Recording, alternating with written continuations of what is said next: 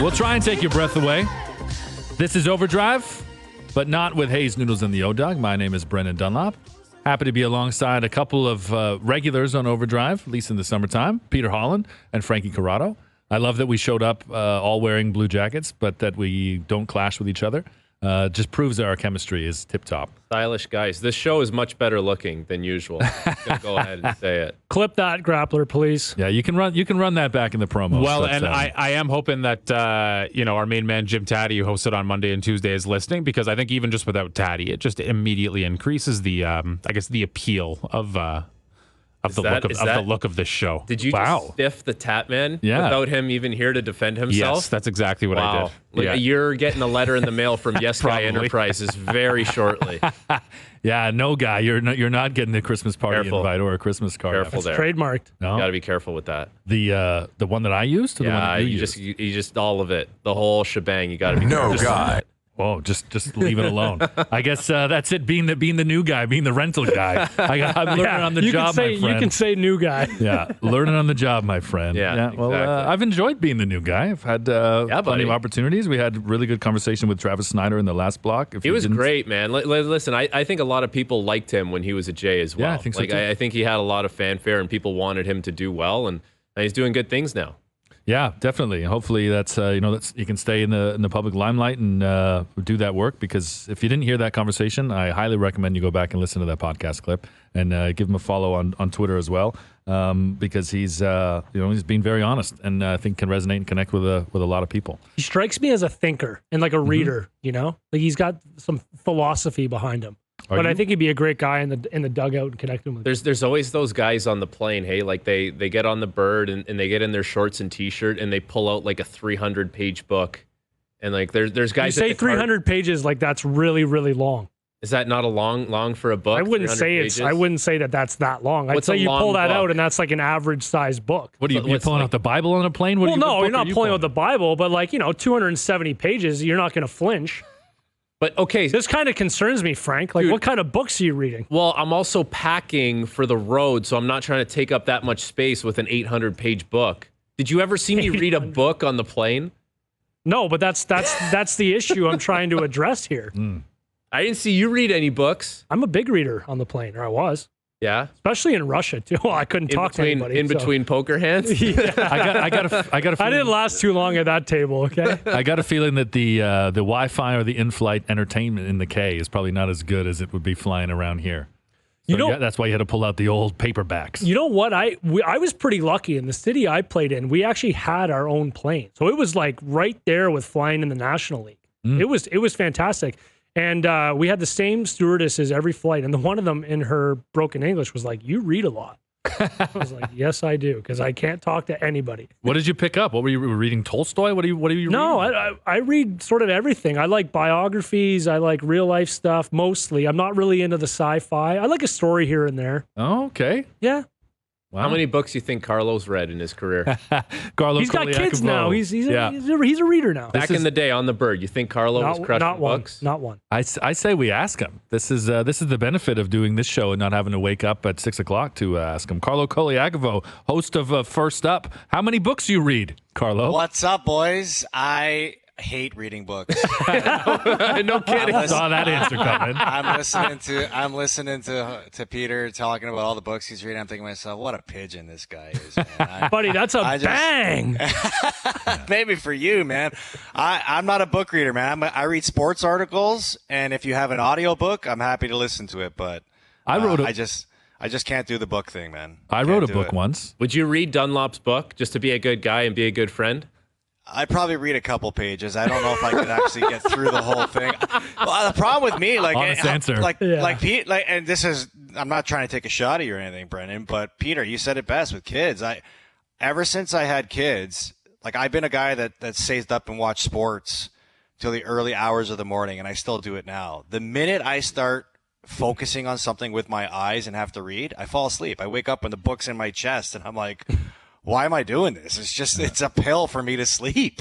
but did you tell Duthie that you didn't finish the book? That you got 7 pages in and it puts you to sleep? Well, I was lucky that Duthie only included a 2-page chapter of my story in his book Beauties, because I read that. And the thing with his book too is like there's chapters. You read one chapter at a time, right? So you get through it at once. But to try to get through it, in one shot, no chance, man. Not doing it. It's just not my cup of tea, man. Speaking of, that's not my cup of espresso. Oh, there you go, buddy. Is this the Spros for the Bros segment on Overdrive? No. I don't know. I'm pretty sure I'm sitting across from a bro that would never put an ice cube in his Spro. You know that's Carlos. I wouldn't put ice in the actual espresso Dude, cup. Ice and everything, man. Ice and everything. No. You can do an iced coffee, buddy. Respect the coffee. Yeah, but you've got no-nos and no-nos just dying over here because you're using the classic ceramic cups. I to tell put an you ice what, cube man. in. If you go into these small little cafes now, these Italian little cafes,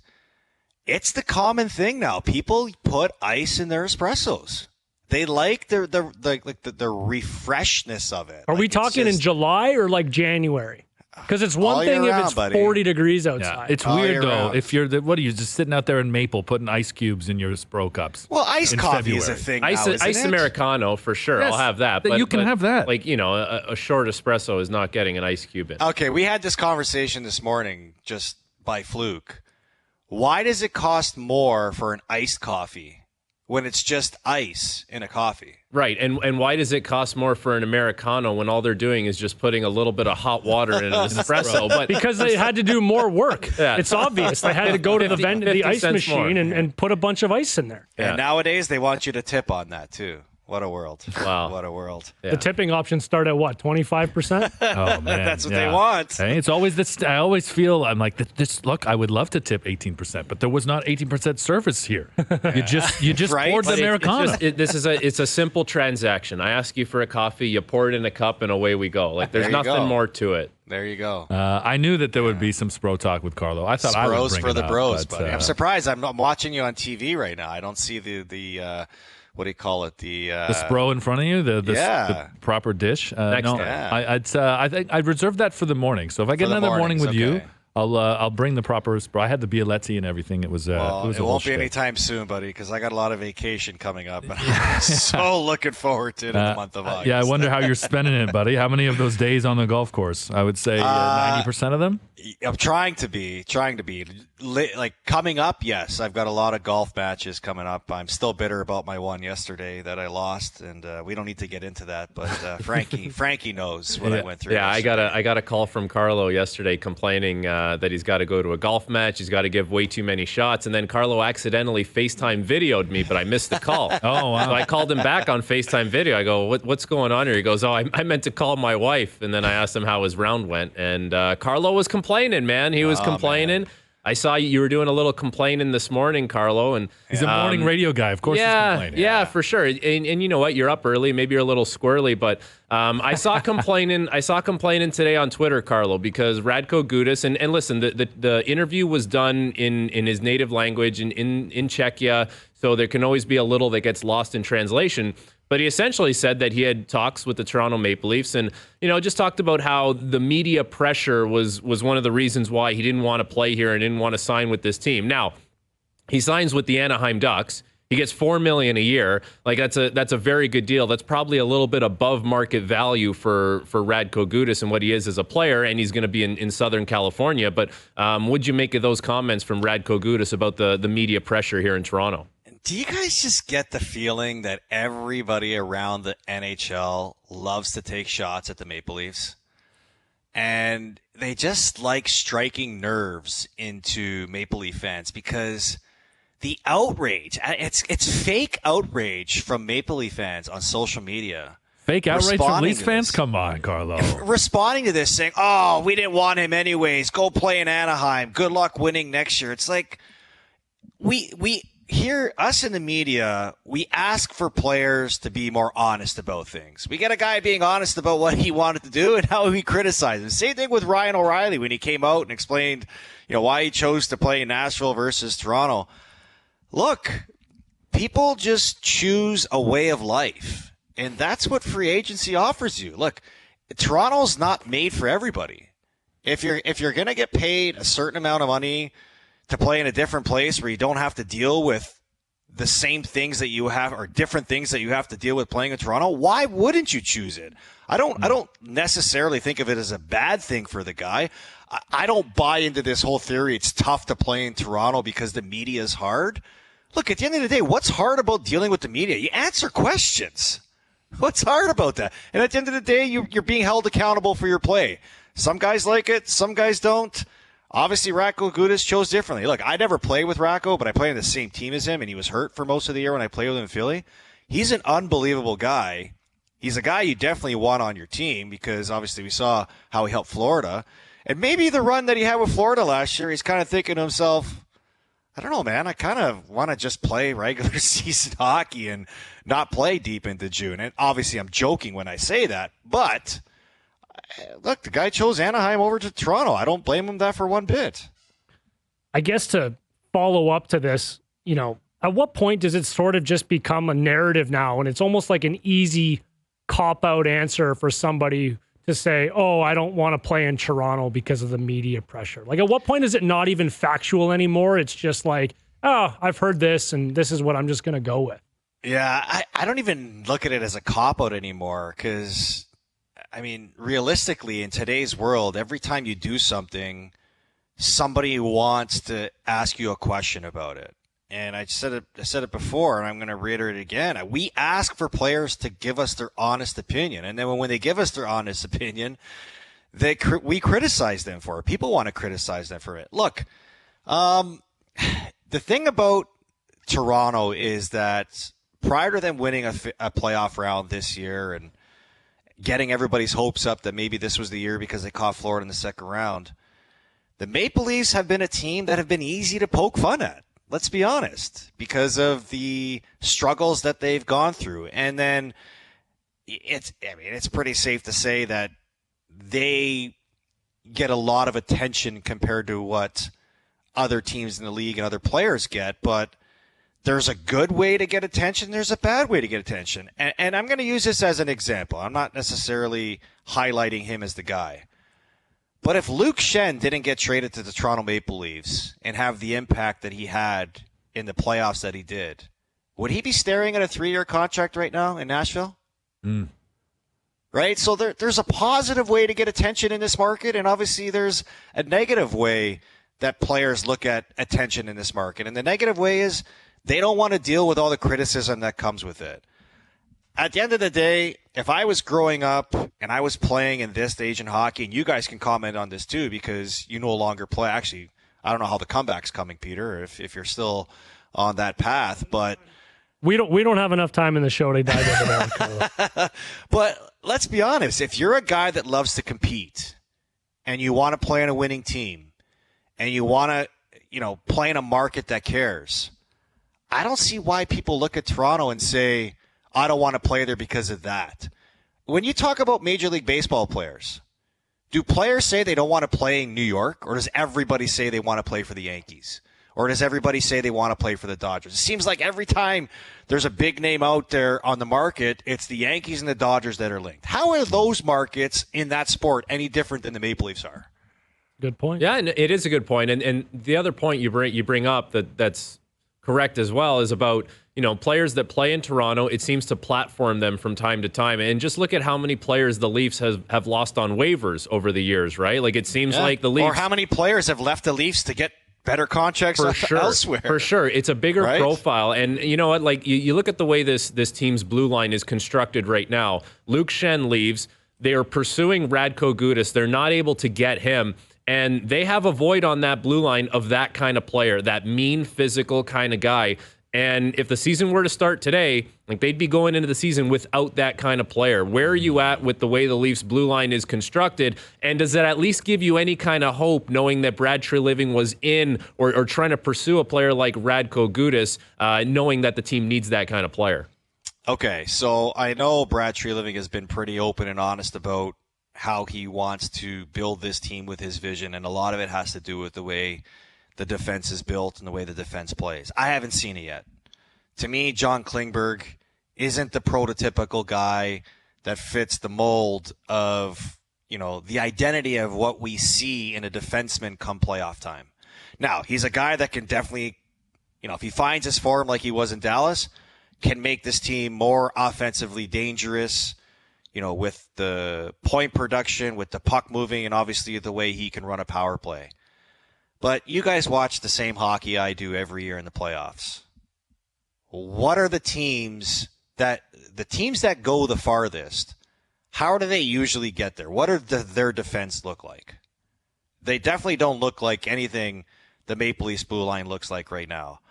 You got Mark Giordano and Timothy Liljegren on your bottom pair. You've got Jake McCabe and Klingberg as your second pair, and you got Morgan Rielly and TJ Brodie. To me, I've seen enough of the Morgan Rielly and TJ Brodie. I even flirted out the idea that the Maple Leafs should explore moving on from TJ Brodie because he showed signs of, slowing down, breaking down, come playoff time. The 4 teams that made it to the semifinals this year all had defensemen that were big, that were strong, and that made you pay a price. Mm-hmm. I mean, you look at the series against Florida, they got pushed around. They got bullied. And that was with the guys that you had mentioned that were there, and now they're not there anymore. So, somebody asked me the other day, I was at Zach Hyman's golf tournament, and I was asked if I had a chance to put a bet on who would be the first Canadian team to win the Stanley Cup, the first, Edmonton or Toronto. Who do you think I chose? Edmonton. And I didn't even think twice about it. Because I think Edmonton's closer. Just because of the players that they have, the success that they've had, obviously the conference that they play in, because I think the Eastern Conference is a juggernaut with the top teams that are still competing there. And I like the additions that the Maple Leafs have made up front, but I still worry about this team defensively. And look, it's August.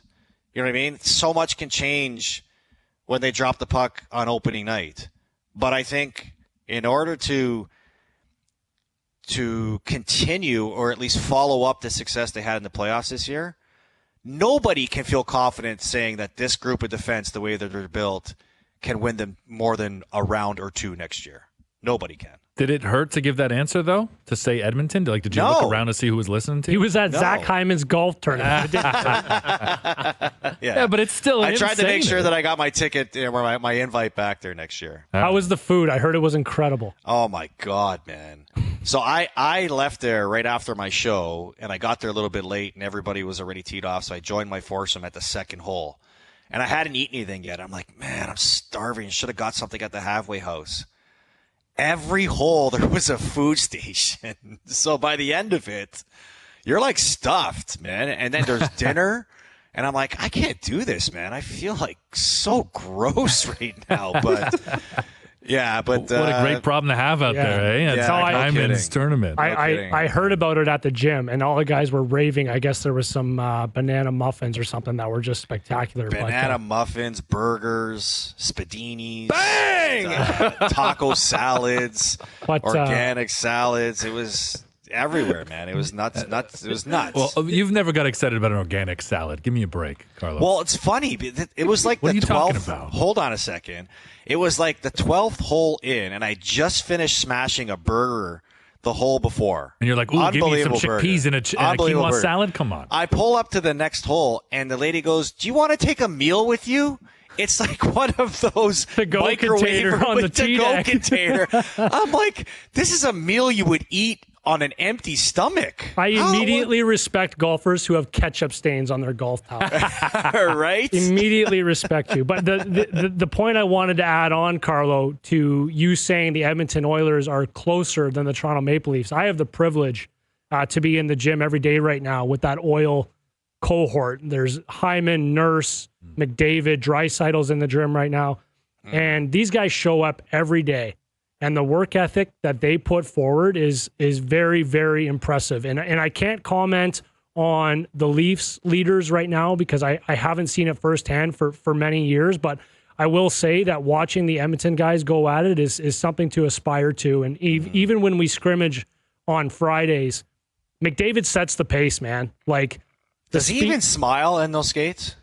Yeah, after he scores 6 goals and his team wins.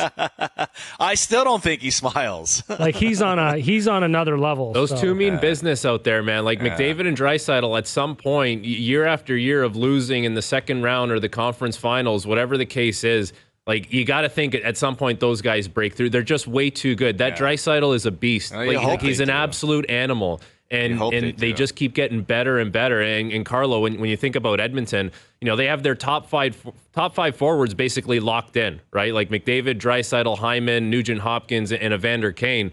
And it's it's not going to last forever. Like Draisaitl, I believe, has this year and another one left. But man, like that's a good situation that they have on their hands in Edmonton. Mm-hmm. It sure is, and you can even talk about their goaltending situation. I know Jack Campbell had a rough year last year, and I expect them to bounce back this year. But, Stuart Skinner, I think, is the future of that team. And, Aiden Hill helps win Vegas the Stanley Cup this year. And I just think another full year of Stuart Skinner, understanding that he's a number one and getting that workload in. I'm a big fan of big athletic goalies because I think nowadays, like, we're going to start to see a trend here in hockey when it comes to the goalies where everybody's going to move to a tandem system. I believe one day Vasilevsky will move to a tandem system too, because I just can't understand like him potentially playing 70 games a year and being as good as he is. Well, he's got the mileage, right? Like now he's getting to the point where the mileage catches up to everyone, man. It catches up to everyone. Whether people want to think differently or not, it catches up to everyone. It's not going to be this year, though. Like Vasilevsky does not have anyone behind him that's going to be a 1B. Like until they get someone in that system that you think is ready to jump in and play.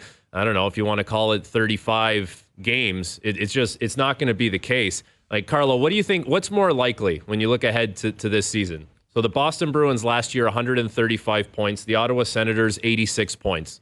Let's say that 95 points gets you in the playoffs. What's more likely for you? Boston loses, 40 points on the season, or Ottawa gains another 15 points on what they did last year? I hate making these Boston predictions because I've looked like the biggest idiot every year. Over the last 4 years, talking about Boston, because when they lost Chara, I thought their window was closing. When they lose Tuukka Rask, I thought their window was closing. I thought last year when they started the season without McAvoy and Marchand and a new coach and all the questions around Bergeron, I thought their door was closing. They go out and put out historic numbers. I mean, you'd have to say this year that there's going to be a decline in their season because Bergeron's retired. And Krejci, those were their top two center icemen, and now they're going to work with top two center ice of Coyle and Zacha. I mean, you'd have to expect there's going to be a letdown there. So 40 points though, like do they lose 40 points compared? I know last year was the best regular season of all time, but you take away those two players. They're not coming close to that. No, they're not coming anywhere close to that. They'll do 100 though. Well, that gets them in the playoffs. Florida the year before had 130 points, and they had 93 last year. So they came back down to earth. I think people expected them to come back down to earth. I don't think they expect them to come that far back down to earth. It's tricky with Boston because you're like, who's going to carry the load for them down the middle? I don't look at Pavel Zacha as a number one center iceman, but Boston's created a culture there that, one guy in, next guy up. I mean, they won a ton of games without Bergeron and Krejci last year, missing games. Can they do it again this year? I think this year the Atlantic Division is going to be more of a battle test. I think Ottawa's going to be a lot better. I can see Ottawa getting 15 more points for sure to compete for a playoff spot. Me too. I can see Buffalo is one of those teams I hope starts to push. Last year, nobody talks about this enough. I think they missed out by 1 point because everyone was talking about Florida and the Islanders that ended up bumping out the Penguins. But Buffalo made a late season charge. They'll have some more stability in net with Devin Levi in net. I know he's a young player, but you're talking about another year, the growth of those young players. They're going to push. Detroit, they made some moves this offseason. They're going to push. So who are the teams that fall out? Ottawa or Florida's going to start the season without a bunch of their top players. You'd expect them to fall a little bit, but I'm going to be keeping an eye on Boston, man. Boston's a team that I'm always wrong about, but this year it kind of feels like the year that they take a step back. Carlo, real quick before we let you go, Troy Terry signs a big deal, 7x7 with the Ducks. In your opinion, who wins that deal? Okay, but I had to take a second look at that because I couldn't believe my eyes. Like, Troy Terry, okay, he's had a good 2 years in the league, but is there a demand out there for a guy like Troy Terry to have him on your team for the next 7 years? Well, I would say this. It's one of those things where you don't bridge him. You kind of say, we're going to make a long-term investment in you. And he's, you look at the points per game. But why do you got to make a long-term investment in him? At the end of the day, he's had 2 good years, and he's going to play on a very bad Anaheim Ducks team. Because too many times teams will get burned on bridging a player for a number that they think is favorable, and then they go off and have a 90-point season. And Who cares? Then pay him. Well, but let him do it and pay him. That's your way of getting ahead of it. With the cap going up, it's like now if this guy is a point-per-game player, he's at $7 million, and now you have way more money to pay players around him. They're just making a bet. Ottawa did the same thing with Stützle and Tkachuk and Norris. And, listen, we'll see how it pays off down the road, but that's the thought there. He had a 37-goal season 2 years ago, and then he followed up with a 23-goal season, and now he gets $49 million. I mean, good for him. Hey, I always support the player getting paid. I don't understand the business of it. Why does he need a 7-year? He was about to go to arbitration. Yeah. The arbitration was a 1-year deal. It was a team 4.5 and player ask at 8. And could they walk out of that saying, okay, we'll give you 7 years times 7? How does that make any sense? They don't like to pay the lawyers out there in Anaheim. They don't want maybe they felt he had a good case. Yeah, maybe. Or maybe they did. They're hedging their bets and saying with the cap going up, they have to think that $7 million is going to be a favorable number for them in year 3, 4, 5, 6, and 7. Exactly. Yeah. And I don't know, it was bizarre to me. I was like, 7 times 7? Am I reading this right?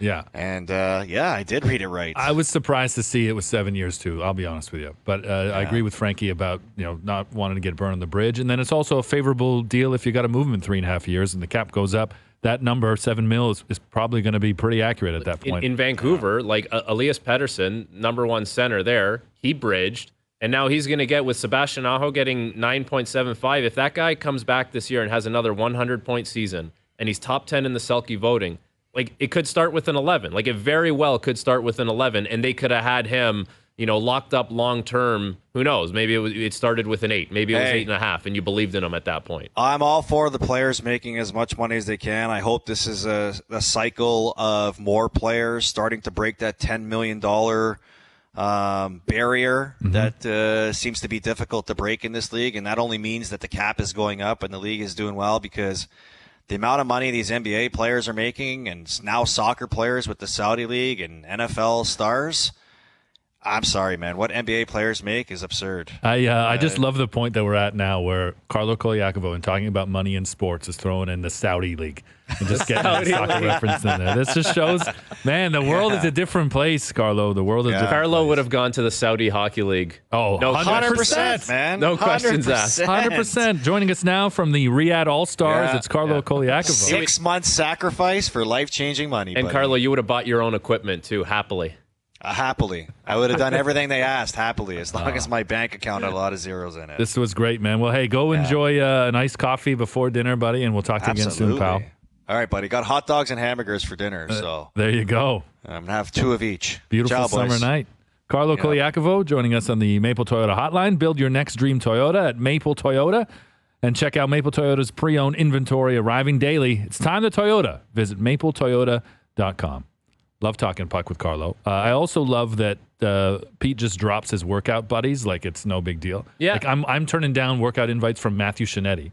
This guy's working out every day with Connor McDavid, Leon Draisaitl, and who else did you say? You had the whole Edmonton core there. Hyman's there. Hyman's there. Why are you turning down workouts with Shinetti? Because I'm a new dad now, and Shinetti. Have you worked out with Shinetti? He's too hardcore, I just see him on Instagram, man. He's always posting stuff. He's styling, crushing it. And he's a big tights guy. He loves to wear the tights, even though you don't need to wear the tights. Like in the gym. Like so tight shorts, like kind of no, like the compression pants. No, not. Does he wear shorts over top of the compression. Shorts over pants? top. You have to. Yeah. There are some people Jim, that don't, and you feel like, did no one tell them? Dude, we're living in a society here.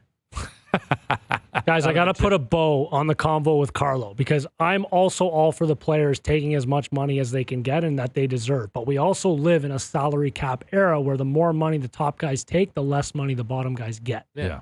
So that's also a reality too, which I don't think should be discounted because we always talk about teams with top-heavy salary players. How do you fill out your roster? Mm-hmm. So it's something to consider as you're well. You're damned if you do, you're damned if you don't. You want to bridge a player and let him have a couple big years, and you'll pay the price for it afterwards. That's what happened to Matthew Tkachuk. It's going to happen to Elias Pettersson. Like, we've seen that song and dance before. And yeah, you can get you can get burned on giving a player a long-term extension. But if you really believe in the guy and you know your stuff, then it could be a value contract down the road. That's the thing, bud. That's the thing. We're going to go to every break with saying, buddy, that's the thing. That's the thing. As someone who struggles with closers when it comes to throwing to the station identification, yes, I need a few more cliches. So thanks very much, bud. This is Overdrive on TSN 2, TSN Radio 1050, and the iHeartRadio app. Now, is that going to be a problem? Yeah, it's going to be a problem. It's going to be a problem for them. It's outrageous, egregious, preposterous. OverDrive Arbitration. I've been wanting a piece of them for years. You think we got a case? Your face is my case.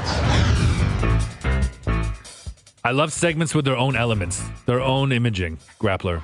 This is it's what I live for, buddy. This is my first Overdrive Arbitration. I got to be honest. Like normal arbitration, I'm like a little nervous. I'm confident in my own abilities at the same time. You're with two guys that almost went to arbitration. Oh, wow. If the Grappler resembles anything like Lou Lamoriello, I'm settling a deal right now. Did you get into the meeting? No. Well, wow. We were at the hotel. It was the Sheraton downtown. Right. We were outside the room, but we never made it into the meeting. You guys were just chewing the fat back and forth without the arbitrator, basically. Yeah, there was some eye glances changed back and forth, like who's going to make the first move. So was it like you and Peter and I share the same agent, Joe Resnick. Shout out to Joe. So it was like you and Joe and someone from the PA on one side of the room? Yeah, I believe that's right. And then it was like Lou, probably Pridham, Dubas, and they were over there. And were you guys like, was someone messaging, like, who's running messages back and forth? There wasn't really a messaging back and forth because they had an offer to me on the table, which I wasn't ready to accept. And so it was a bit of a waiting game. Like, do we go in the room and let the arbitrator do his thing, or do we wait here and see what happens? And I think there may have been a little bit of back and forth, and Sweet Lou sweetened the deal a little bit, and I said, "All right, we're not going in the room." So he came over to you. He came over and he improved the offer a little bit. And he's like, "Listen, this is the best we're gonna do, or we're gonna walk in there." Yeah, more or less. Basically. Yeah, that's essentially how it went, and there may have been a little bit more that was said, but that was the extent of it. Yeah. I settled the night before. Okay. Yeah. So you didn't make it to the hotel. We didn't get it. We didn't get to the hotel. It was the night before, and then there was a little extra said upon agreeing to the deal. Not from me. I didn't say anything. I said thank you. Yeah, no, that's where I was. Thank you very much. Yeah. Very grateful. Okay, well, I mean, we generally hear kind of, horror stories and nightmares about arbitration, but I mean, Frank and Pete, it sounds like your experiences. No, it was horrible. What did you do when you got? What did you do when you got the email? 52 pages of how bad of a player you are. I read it immediately. Same. First thing I did. Wow. Oh wow. So you do read? Buddy, I told you I read, man. Just not books on planes, man. Dude, 300 pages. You like scoffed at 300 pages. Anyways. I mean, not that I'm Mr. Book, but like 300 pages is not a telling you how bad of a read by any No. means. It's telling you how bad of a player. Yeah. Holland thinks 300 pages is a picture book with illustrations. To each their own. Okay, OverDrive Arbitration. We got time for a few here. Frankie, you've done this a couple times. Peter, Brendan, this will be your first time. Rookie, bud. I will throw out a hypothetical arbitration case, and essentially, whether it's fans of a team, the team itself, the player, you guys need to decide whether they would accept it or, take it or leave it and have it go to arbitration. So got it. OverDrive Arbitration number 1. The Leafs have the opportunity to sign Matthews and Nylander for a combined $24 million AAV, both on 5-year deals. Do the Leafs take it or leave it? Ooh, Frankie, you want to do the math there, bud? Well, okay, so essentially it's 14 million and 10 million. Am I right? Could be, yeah. Thank you. Yeah. The thing that gets me is the 5-year deal for Nylander. Like, I want to get Nylander on 7 or 8. I understand that Matthews is going to be anywhere between 3 and 5.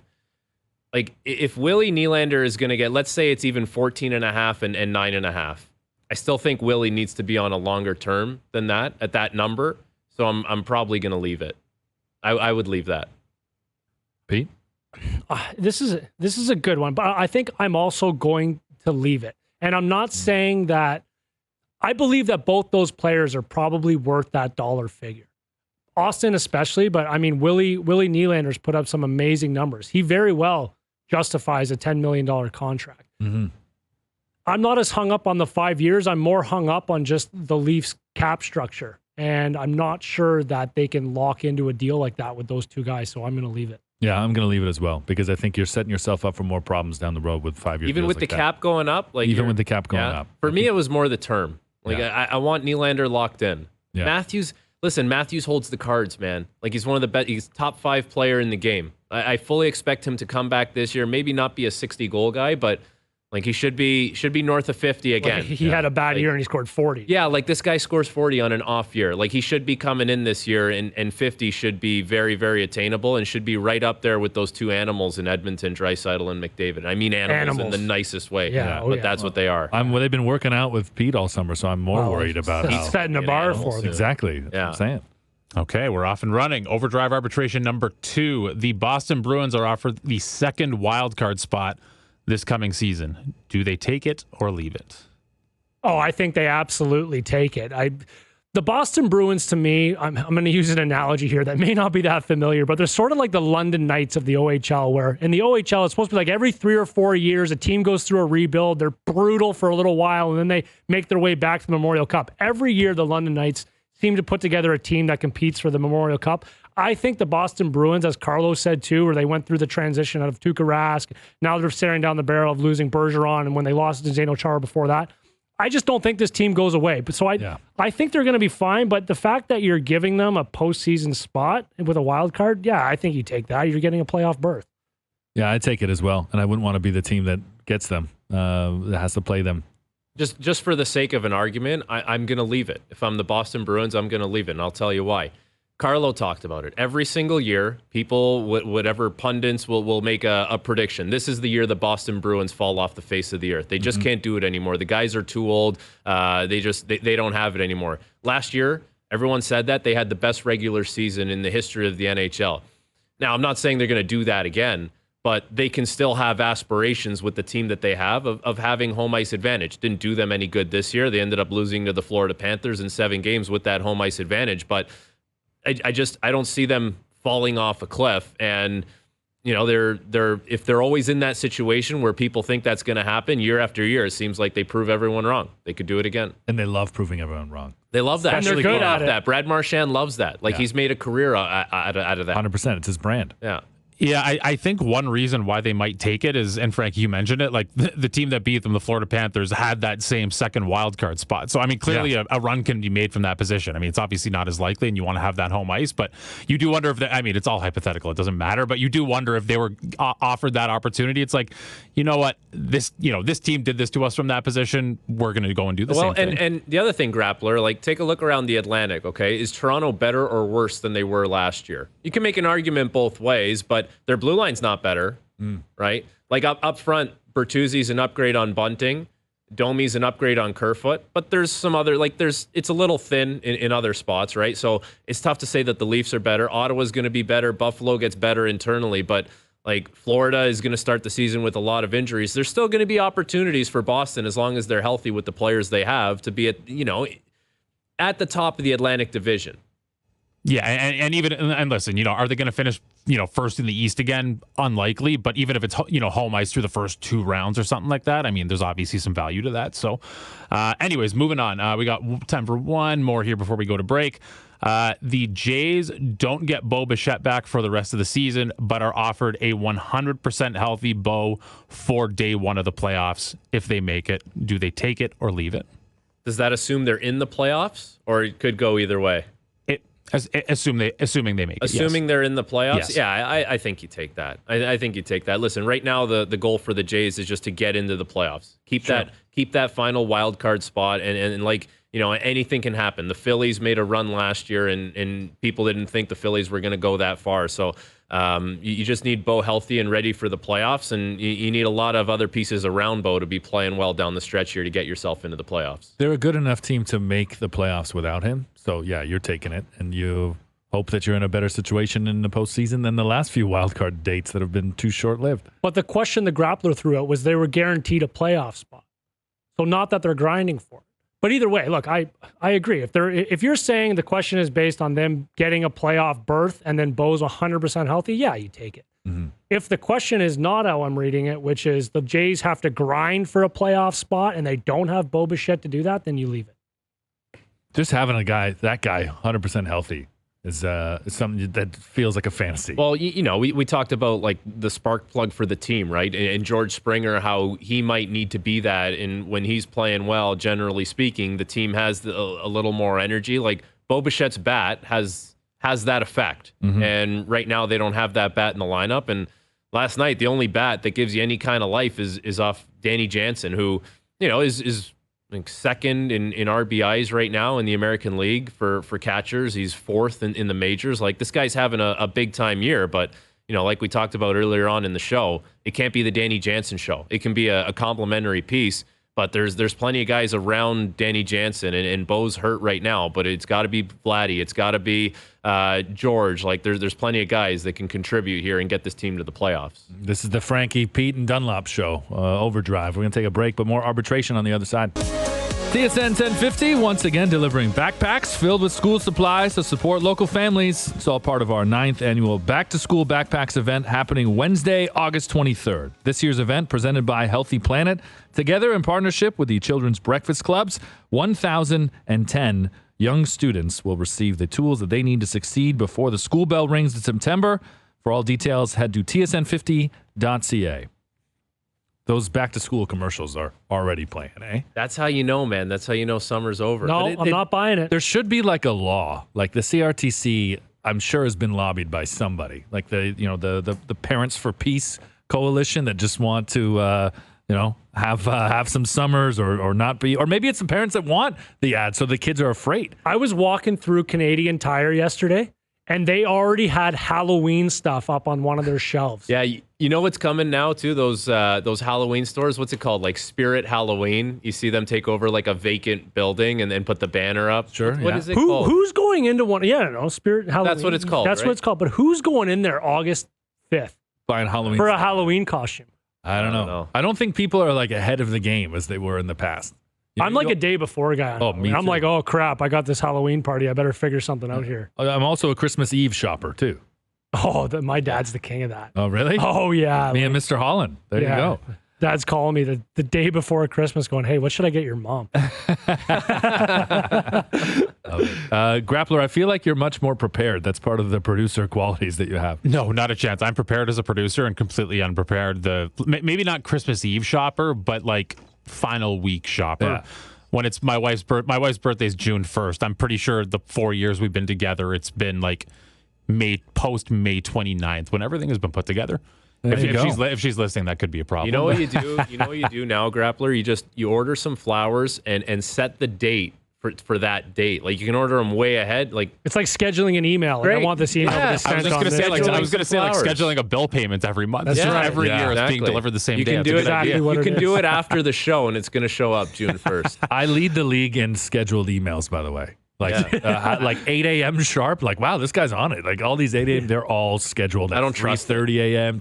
Really? I've never had that. You know what I don't trust? Ordering the flowers before. I got burned once. My wife is an actor, and she was doing a show in Vancouver, and I couldn't be there. I was in Toronto working. So I called. It was one of the big box, too. See, I should have gone local, but I ran out of time. So I called the big box, so guaranteed 24 hours. It showed up 3 days later, man. Oh, that's a shame. That's a shame. And you got burned for it.